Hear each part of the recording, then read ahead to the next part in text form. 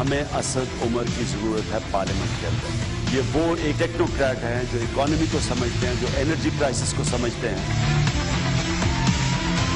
ہماری جو economic team نے پرفارم کیا, میں آج ان کو کریڈٹ دینا چاہتا ہوں. اس میں finance ministry, commerce ministry, planning ministry, ان سب نے بڑا رول پلے کیا. کیا آپ کو پرفارمنس کی وجہ سے ہٹایا گیا؟ اور کیا ہو سکتی ہے؟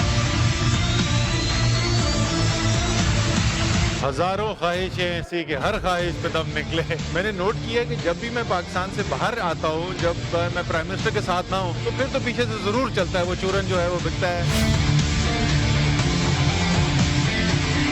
جب قوم کی بہتری کے لیے یو ٹرن لینا ہو تو وزیر اعظم لینے کو تیار ہے. تبدیلی واضح نہ نظر آ رہی ہو تو پھر اسد عمر کہے گا یار میں کیوں جھک مار رہا ہوں. وزیر خزانہ کا قصور کیا ہے جس کے اوپر وہ چینج ہے؟ بسم اللہ الرحمن الرحیم. السلام علیکم. آپ دیکھ رہے ہیں پروگرام اختلافی نوٹ اور آپ کے ساتھ میں ہوں میروباب. ناظرین, گزشتہ روز وفاقی کابینہ میں بڑی تبدیلیاں ہوئیں. سب سے اہم اور پہلی تبدیلی جو سامنے آئی وہ سابق وزیر خزانہ اسد عمر کا اپنے عہدے سے استعفیٰ دینا اور ان کی جگہ ڈاکٹر حفیظ شیخ کو مشیر خزانہ مقرر کر دیا گیا ہے. فواد چودھری سے بھی ان کا قلمدان لے لیا گیا. اس طرح سے متعدد وزراء کے محکمے تبدیل کیے گئے اور کچھ کو فارغ بھی کیا گیا. یہ وہی تبدیلیاں ہیں جن کا ذکر کیا جا رہا تھا, لیکن وفاقی وزراء بڑے دھڑلے سے اسے ڈینائی کر رہے تھے, اور اگر ایسا ہی تھا تو پھر کیا وجہ بنی ان تبدیلیوں کی, اس پر بات کریں گے. لیکن اس تبدیلیوں سے متعلق وزیر اعظم عمران خان نے بھی آج کچھ کہا ہے, پہلے وہ دیکھ لیجئے. میں نے اپنی ٹیم کے اندر بیٹنگ آرڈر بھی چینج کیا اور تھوڑی ایک آدھ تبدیلی کی ہے. میں آگے بھی کروں گا. سارے وزیروں کو میں یہ کہنا چاہتا ہوں کہ جو میرے ملک کے لیے فائدہ مند نہیں ہوگا اس کو میں چینج کر کے اس وزیر کو لے کے آؤں گا جو میرے ملک کے لیے فائدہ مند ہو. میں محمود خان آپ کو بھی آج اس سٹیج پہ سے کہہ رہا ہوں, اور وہاں ہمارے چیف منسٹر عثمان بزدار وہ بھی سن رہے ہوں گے پنجاب کے, ان کو بھی میری آواز جائے. اپنی ٹیم کے اوپر نظر رکھیں. ہمارے پہ ذمہ داری ہے کہ ہم مسلسل اپنی ٹیم پہ نظر رکھیں اور مسلسل ٹیم کے اندر تیار ہو چینج کرنے کے لیے. کوئی بھی ہمارا کھلاڑی اگر صحیح پرفارمنس نہیں دے رہا, ہمیں تیار ہونا چاہیے یا اس کا بیٹنگ آرڈر بدلیں یا اس کو چینج کر کے ایک نیا کھلاڑی لے کے آئیں. تو تبدیلی کے حوالے سے بڑے واضح الفاظ میں بتا دیا وزیر اعظم عمران خان نے. اسی ساری صورتحال پر بات کریں گے. معاون خصوصی برائے اطلاعات فردوس عاشق اوان صاحبہ ہمارے ساتھ موجود ہیں. فردوس صاحبہ, پہلے تو آپ کو مبارک ہو اس عہدے کی. پھر یہ بتائیے گا کہ جس کو جو قلمدان ملا آپ سمیت سب نے قبول کر لیا, یہ غلام سرور خان صاحب کی کیا پوزیشن ہے, وہ کیوں انکاری ہیں؟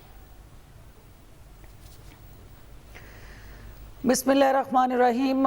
سب سے پہلے تو میں آپ کی شکر گزار ہوں. اور دیکھیں جس طرح پرائم منسٹر آف پاکستان نے آپ نے ان کا وہ چلایا اسٹیٹمنٹ بھی, نیریٹو بھی, کہ کوئی بھی شخص جو ہے, کوئی منسٹر یا فرد یا شخصیت جو ہے وہ پاکستان سے اور پاکستان کے عوام کے انٹرسٹ سے ابو نہیں ہے. اور سب سے پہلے پاکستان عزیز ہے ہمیں, اور پھر پاکستان کے عوام کا مفاد عزیز ہے. اور جہاں کہیں پہ اس مفاد کے حصول میں اور پاکستان کے جو اس وقت چیلنجز ہیں اس کے راستے میں کوئی ایسی رکاوٹ یا ایشو نظر آئے گا تو accordingly being the head of the team وہ اس کو ری شفل کرنے کا حق بھی رکھتے ہیں. تو ڈاکٹر صاحب, یہ غلام سرور خان صاحب کو منانے کی کوشش کی جا رہی ہے یا نہیں؟ دیکھیں وہ ہماری ٹیم کے امپورٹنٹ پلیئر ہیں اور وہ الیکشن جیت کے آئے ہیں. پبلک کا مینڈیٹ ہے ان کے پاس, اور وہ ایک ویژنری شخص ہیں جن کا ٹیم میں ہونا اشد ضروری ہے. بیٹنگ آرڈر کے حوالے سے اگر کوئی ان کا کنسرن ہے کہ وہ کسی اوپر والے نمبر پہ آ کے بیٹنگ کرنا چاہتے ہیں تو لاسٹ نمبر پہ نہیں کرنا چاہتے, تو میں سمجھتی ہوں کہ یہ ان کا بھی حق ہے کہ وہ جہاں بہتر سمجھیں گے پرفارمنس کے لیے. تو اس پہ کنسلٹیشن ہو رہی ہے, اور مجھے امید ہے کہ وہ in the better interest of the party and country and people of Pakistan وہ اس چیز کو نظر انداز کریں گے کہ نمبر کون سا ہے, وہ یہ دیکھیں گے کہ ان کا رول کون سا ہے, اور جس شخص کا بھی جو رول ہے اس کو اپنا رول پلے کرنا ہے. جی ایک بات پرائم منسٹر صاحب نے اپنی تقریر میں آج بھی کی، اس سے پہلے کچھ ٹویٹس کے اندر بھی بات ہوتی رہی، کل کے شوز کے اندر بھی مختلف بات ہوتی رہی کہ یہ پرفارمنس بیسڈ چینجز ہیں، performance based reshuffling of batting order ہے، پرفارمنس بیسڈ انکلوژن ہے کیبنٹ کے اندر اور ایکسکلوژن ہے کیبنٹ سے. لیکن ساتھ ہی ساتھ ایک دوسرا نیریٹو بھی چل رہا ہے کہ پارٹی کے اندر کی گروپ بندیاں جو ہیں وہ اس کے اوپر اثر انداز ہوئیں. تو پارٹی کے اندر گروپ بندیاں کیا کسی بھی ایک پورٹ فولیو یا ایک سے زیادہ پورٹ فولیو پہ اثر انداز ہوئی ہیں؟ دیکھیے بالکل یہ نیگیٹیوٹی ہے اور یہ ڈس انفارمیشن ہے، گروپ بندی نہیں، پوائنٹ آف ڈیفرنس ہوتا ہے، اختلاف رائے ہر جماعت کے اندر ہوتا ہے. گروپ بندی تو ہے، اور ڈس ایگری کرنا جمہوریت کا حسن ہے. اور جمہوریت کے اندر جمہوریت اور آمریت میں یہی فرق ہوتا ہے کہ جمہوریت میں ڈسکشن ہوتی ہے، ڈیبیٹ ہوتا ہے اور ہر شخص کی اپنی رائے ہوتی ہے، آپ سے سوال یہ ہے قطع کلامی کی معذرت، وہ پریویل کرتی ہے. قطع کلامی کی معذرت فردوس صاحبہ، سوال یہ ہے کہ گروپ بندی تو ہر پولیٹیکل پارٹی میں ہوتی ہے، آپ کی بھی ہے، اس کو تو نہ ڈینائی کرنا چاہیے، اچھی بات ہے، جمہوریت کا حصہ ہے. سوال یہ ہے کہ کیا یہ کیبنٹ کی اپوائنٹمنٹ میں اثر انداز ہوئی یا نہیں ہوئی؟ بالکل نہیں ہوئی جی. یہ مشاورتی عمل تھا جو پارٹی کے تھنک ٹینک میں سینئر لیڈرشپ میں ہر سطح پہ ڈسکس ہوا، ان کی پرفارمنس ایویلویشن ہوئی اور جتنے بھی لوگ کیبنٹ میں کام کرتے رہے ہیں انہوں نے کام کیا، مشکل حالات میں کیا، لیکن ہر ایک کی جو رول تھا وہ ایک امپورٹنٹ کنفائنڈ ایریا کے اندر جو بالکل ٹھیک ہے. ڈاکٹر صاحب یہ بتائیے آپ کو کب پتا چلا کہ آپ special assistant to P M بن رہے ہیں؟ کر سکے. دیکھیں پرائم منسٹر آف پاکستان کی مختلف مواقع پہ سرپرستی اور اونرشپ مجھے رہی اور وہ میٹنگز میں بلاتے رہے، میری رائے لیتے رہے اور میڈیا اسٹریٹجی کمیٹی کے اندر مین سپوکس پرسن کے طور پہ انہوں نے مجھے انگیج کیا اور میں ان کی شکر گزار ہوں کہ انہوں نے میرے پہ اعتماد کا اظہار کیا. اسپیشل اسسٹنٹ کب بننے کا آپ کو پتا چلا؟ مجھے اور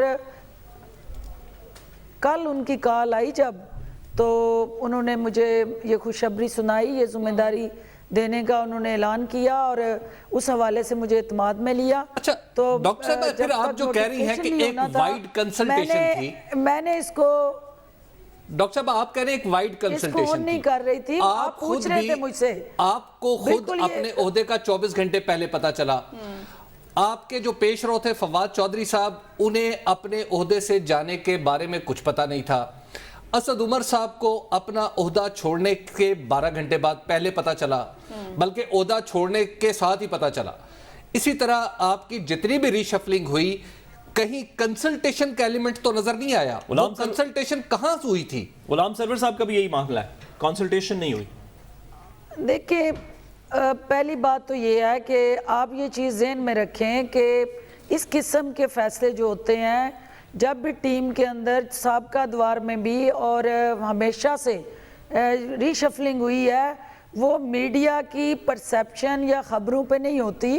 جب کوئی ڈیسیژن لے لیا جاتا ہے تو آپ بار بار پوچھتے ہیں کہ ہو رہی ہے بھی. اگر آپ اس خبر کو لیک کرتے ہیں وہ خبر ہی سیکریسی ہوتی ہے.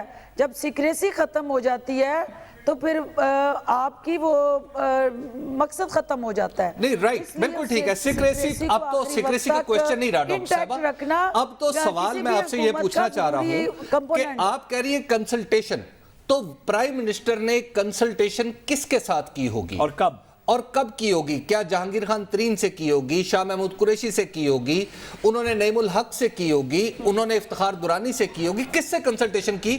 بیکاز جو لوگ گئے ہیں ان سے نہیں ہوئی، جو لوگ آئے ہیں ان سے نہیں ہو رہی. اچھا پہلی بات تو یہ ہے کہ آپ کے خیال سے پرائم منسٹر آف پاکستان جن کو ری شفل کر رہا ہے ان سے مشاورت کریں گے کہ بھئی میں آپ کو یہ وزارت لے کے یہ وزارت دے رہا ہوں؟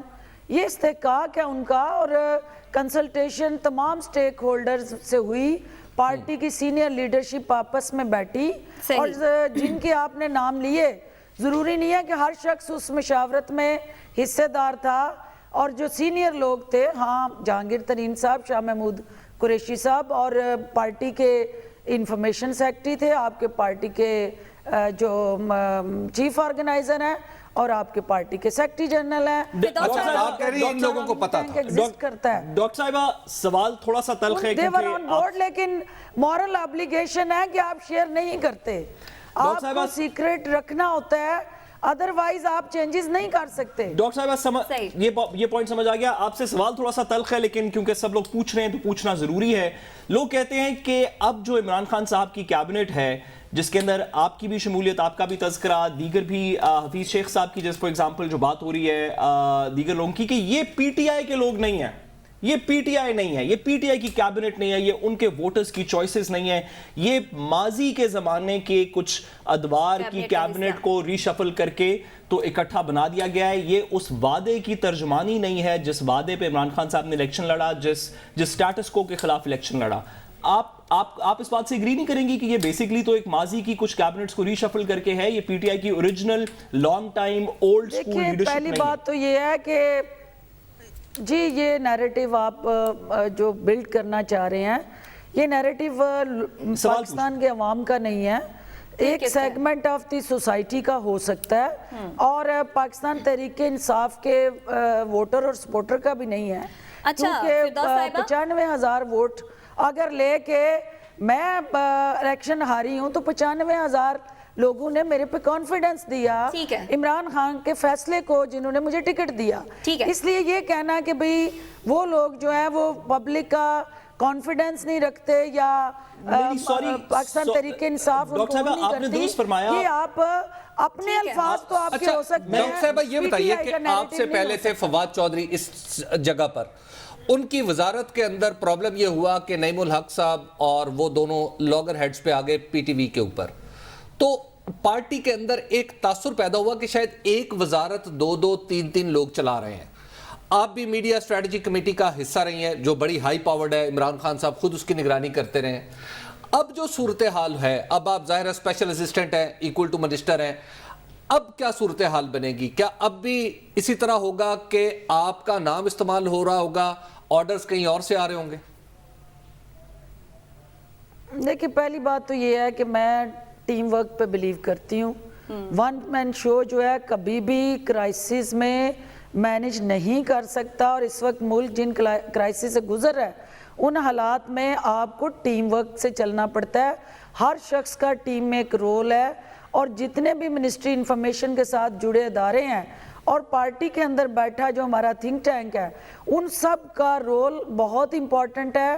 میں نے سب کو انگیج کرنا ہے, پارٹنرشپ میں لے کے آنا ہے انکلوڈنگ میڈیا, اور آپ سب میری سپورٹ اور حفاظت ہوں گے, اور انشاءاللہ ہم ان کو امپاور کریں گے.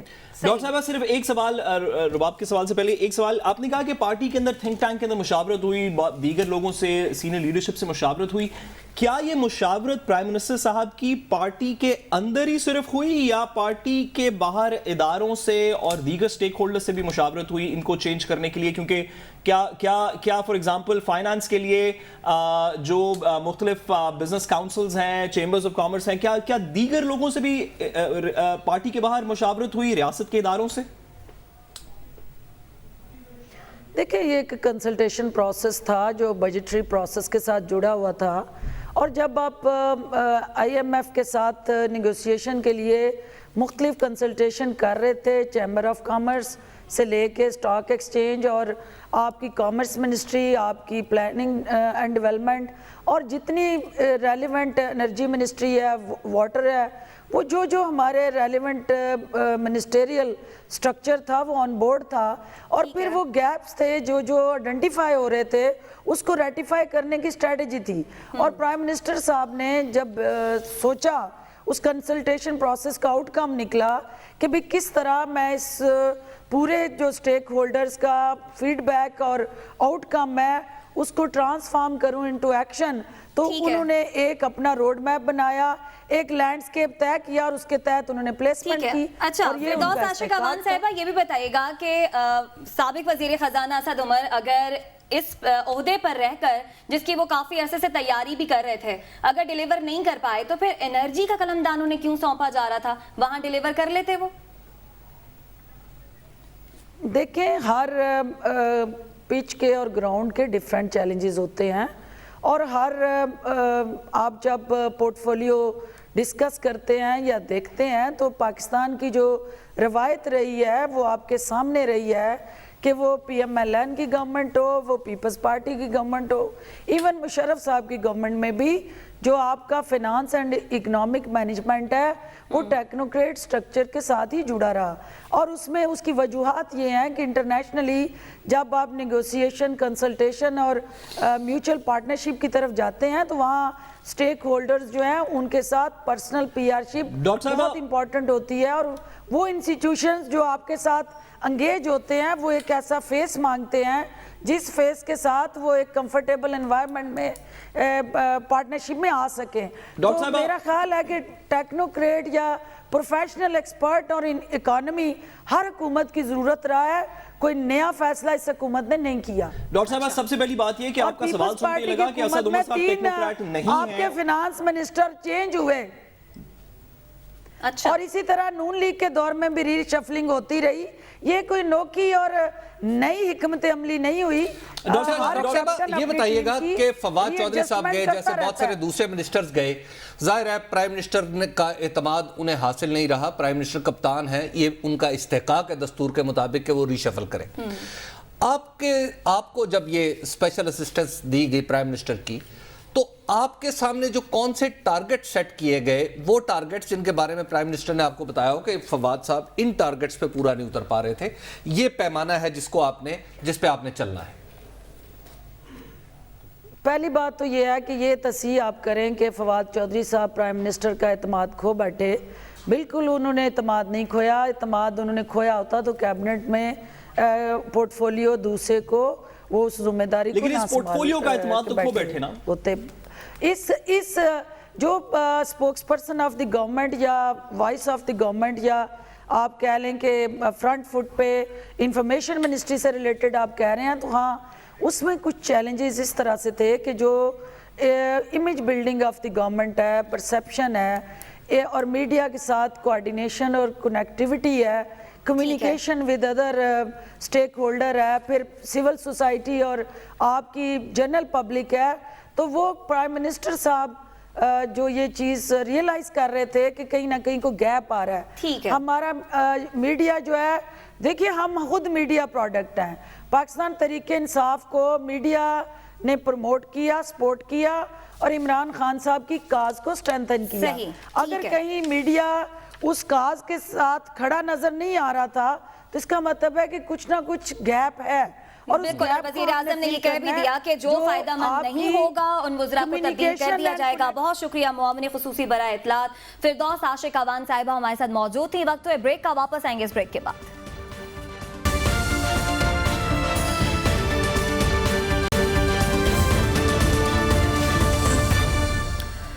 ویلکم بیک ناظرین. فردوس عاشق اوان صاحبہ ہمارے ساتھ موجود تھیں, حکومتی موقف بیان کر رہی تھیں. لیکن حبیب صاحب میں نے سنا ہے اس حوالے سے یہ جو تبدیلیاں ہوئی ہیں آپ کے پاس کوئی اندر کی خبر ہے, تو ذرا ہمیں بتائیے گا کہ اسد عمر کے بارے میں. یہ تو بڑے قریبی اور قابل وزیر سمجھے جاتے تھے, انہیں کیوں تبدیل کیا گیا؟ دیکھیں اسد عمر کا جہاں تک معاملہ ہے تو ان کے بہت سارے اکانومی کی چیزیں تو آپ کے سامنے ہی ہیں کہ کچھ فیصلوں میں ڈیلے ہو رہا تھا, لیکن دو اہم ترین چیزیں تھیں. ایک تھا ان کا رویہ. انہوں نے جس طرح سے اپنے وزراء کے ساتھ رویہ رکھا, اپنے کولیگز کے ساتھ, تو دراصل ان کے خلاف ایک لابی وجود میں آ گئی, اور اس لابی نے بہت سخت رویہ تھا, بلکہ آپ یوں کہیے کہ درست رویہ تھا. اور وہ درست رویہ صرف اپنے وزراء کے ساتھ ہی نہیں تھا, بلکہ تمام کے تمام محکموں کے ساتھ. کسی بھی شخص نے ان سے بات کی تو اس نے بس پھر اپنی خیر منائی. تو لہٰذا یہ رویہ ان کا, اور خاص طور بالخصوص 13 اور 14 اپریل کو کچھ ایسے واقعات ہوئے جس میں ان کا یہ رویہ کھل کے سامنے آیا. اس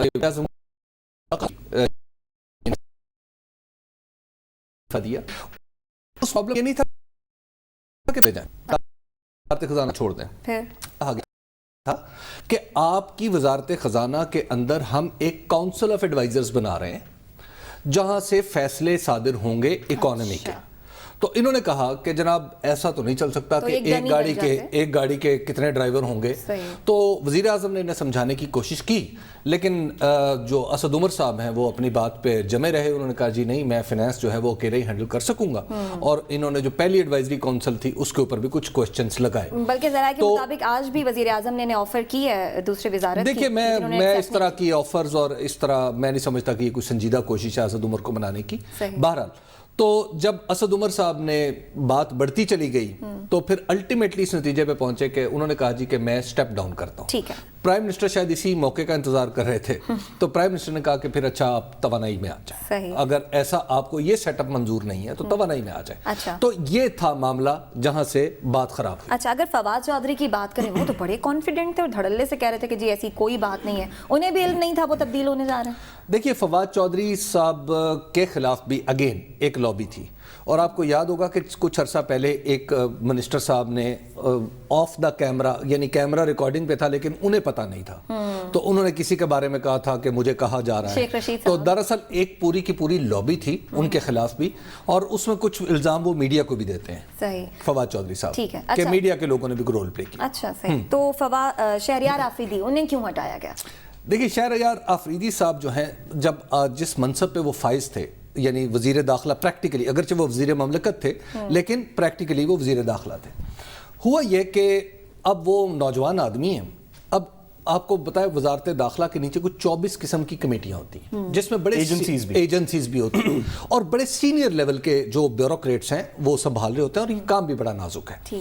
اچھا جناب, کچھ میٹنگز میں انہوں نے اپنے سے 2 گنا عمر کے لوگوں کو تم دیکھو نا, تم یہ ایسے نہ کرو یار, دیکھے نا, دیکھو نا جی دیکھو, اور انہیں عام طور پہ پتہ کچھ نہیں ہوتا تھا.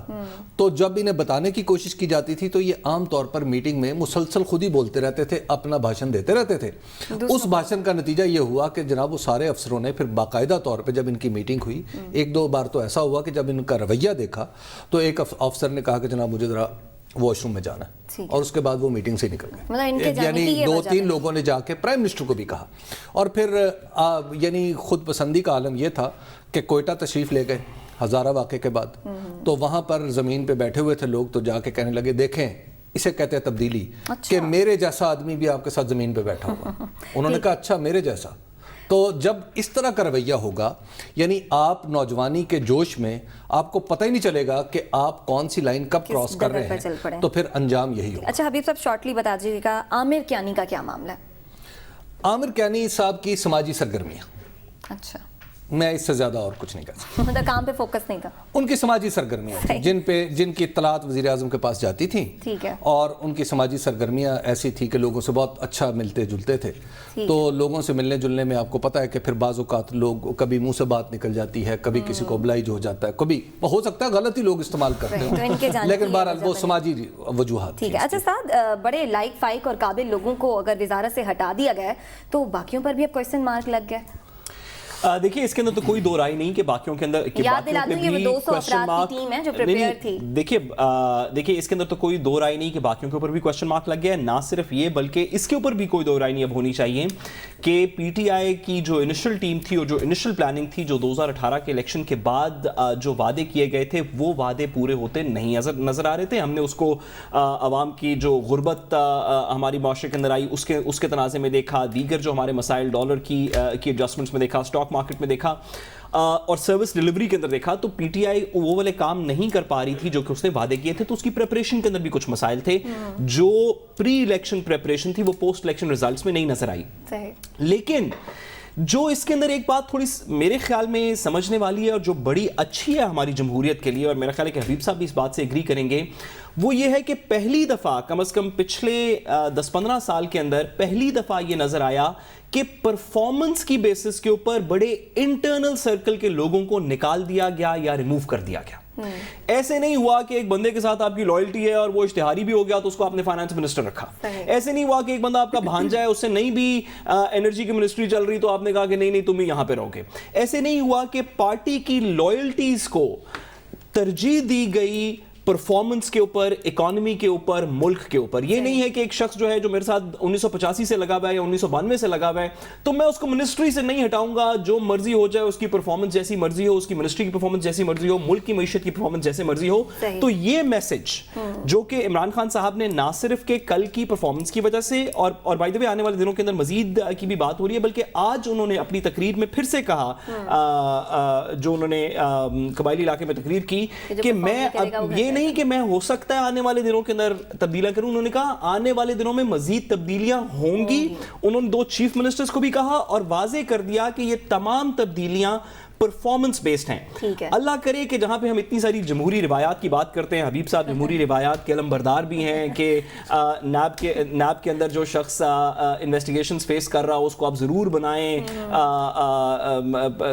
उसकी पब्लिक अकाउंट्स कमेटी का चेयरमैन और दीगर चीज़ों पे। हबीब साहब बड़ी जमहूरी रिवायात के अलमबरदार हैं। मैं सिर्फ हबीब साहब को इस पॉइंट पे याद करवाना चाहता हूं कि अल्लाह करे कि ये रिवायत भी आप उन जमहूरी रिवायात के अंदर शामिल करें जिसमें नेपोटिज्म के ऊपर नहीं, परफॉर्मेंस के ऊपर कैबिनेट। अच्छा हबीब साहब, मिनट आपके पास एक सवाल 2 हैं। पहले सवाल तो ये कि ब्रिगेडियर रिटायर्ड एजाज शाह को वजारत दाखिला का कलमदान क्यों सौंपा गया? पीपल्स पार्टी बहुत मुखालफत कर रही है इसकी। देखिए, एक तो ये कि मुझे पीपल्स पार्टी की मुखालफत समझ नहीं आ रही कि जो मोहतरमा बेनज़ीर भुट्टो ने इल्ज़ाम जहां एजाज शाह साहब पे लगाया था वहां पे परवेज़ इलाही साहब पे भी लगाया जी जी, और मोहतरमा बेनज़ीर भुट्टो की अपनी हुकूमत में यानी आसिफ अली जरदारी सदर थे तो उन्हें डिप्टी प्राइम मिनिस्टर बनाया गया था परवेज़ इलाही साहब ने, तो लिहाजा ये इल्ज़ाम तो बेमानी है। देखिए, एजाज शाह साहब को जो इसके 2 रीज़न हैं। एक रीज़न तो ये है कि मुल्क के अंदर जो कालादम तंजीमें हैं उनका सफाया, इनका फोटे ये है, इनकी एक्सपर्टीज है, एक्सपीरियंस है कि ये उन्हें क्रश कर सकते हैं। और दूसरा मामला ये है कि इससे एक सियासी फायदा भी उठाना मकसूद है। वो क्या? वो ये है कि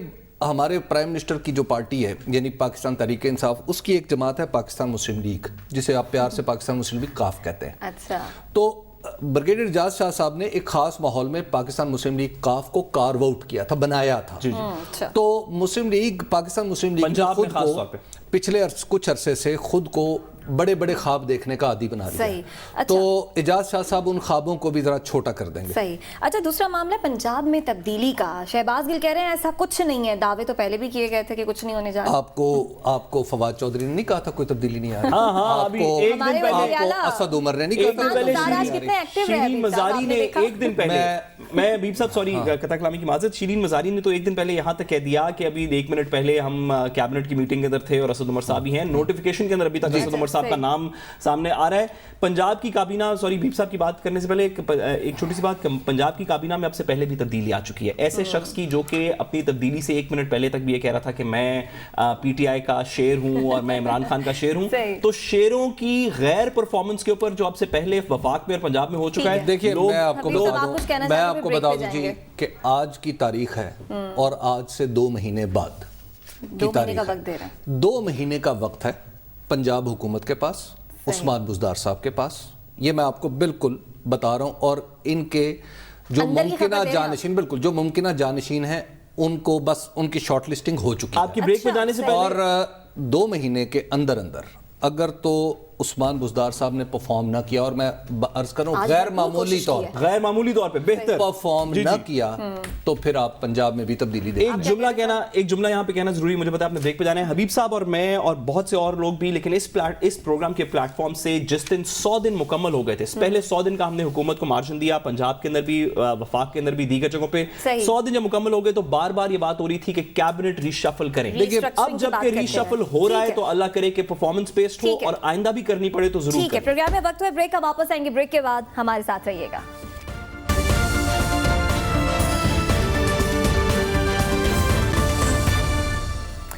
वेलकम बैक नाज़रीन। आपको बताएं असद उमर तो चले गए, लेकिन अब उनकी जगह डॉक्टर हफीज शेख को मुशीर खजाना तैनात किया गया है। नोटिफिकेशन भी इसका जारी कर दिया गया है। इसी सारी सूरत हाल पर बात करेंगे। हबीब साहब 30 साल का तजुर्बा रखते हैं, काम आएगा ये तजुर्बा हुकूमत के? देखिए, पहले तो ये आपको देखना पड़ेगा कि क्या असद उमर ने कौन सी गलतियां की। असद उमर ने डिले किया कुछ मामलात में। असद उमर ने प्रो ग्रोथ स्ट्रेटजी नहीं अपनाई कि यानी नो डाउट पहले वो अपनी बैलेंस शीट ठीक करते और उसके साथ साथ फिर ग्रोथ का भी कोई रास्ता निकालते। अगर आप ये समझते हैं कि हमारे जो हफीज शेख साहब हैं ये आके फौरी तौर पर कुछ ग्रोथ का रास्ता निकाल देंगे, कुछ मुश्किलात का हल निकाल लेंगे, तो सॉरी, इसका जवाब है नहीं। میں پرسنلی عبدالحفیظ شیخ صاحب سے بڑا متاثر بھی ہوں اور میں انہیں 2001 سے جانتا ہوں، جب یہ بلکہ ایون 2000 سے جب یہ سندھ میں فائنانس منسٹر متاثر ہونے کی وجہ اور متاثر ہونے کی وجہ یہ تھی کہ ان کا بہت ہی ایک کلیئر ویو ہے کہ یہ سمجھتے یہ ہیں کہ اوپر سے پیسہ نیچے کی طرف ٹرانسفر کرنا چاہیے.